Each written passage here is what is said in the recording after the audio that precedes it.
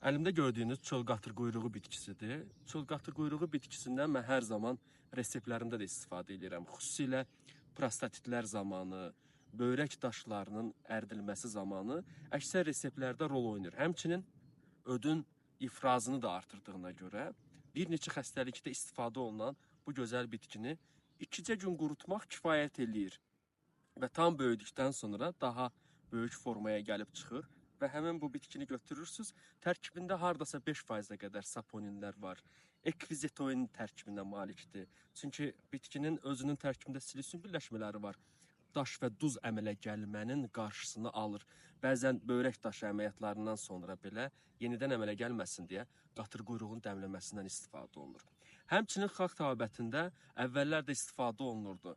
Saçların gurlaşması üçün efir yağlarından istifadə olunurdu, qaynadılırdı və qaynadıkdan sonra o dibinə çökmüş hissəsindən jelə şəklində hazırlayıb saça istifadə edirdilər.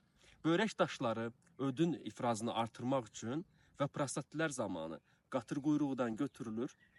Təxminən bir ovuc qədər, 15-25 qram qədər, 80-100 kiloqramlıq insanlar üçün, 60 kiloqramlıq insanlar üçün 10 qram gündə 2 dəfə götürülüb 300 milli qaynar suda dəmlənilir, 100 milli gündə 3 dəfə yeməkdən sonra daxilə qəbul edilir. 3 həftə istifadə edib 1 həftə fasilə verin. İl ərzində 4-5 kurs eləyə bilərsiniz.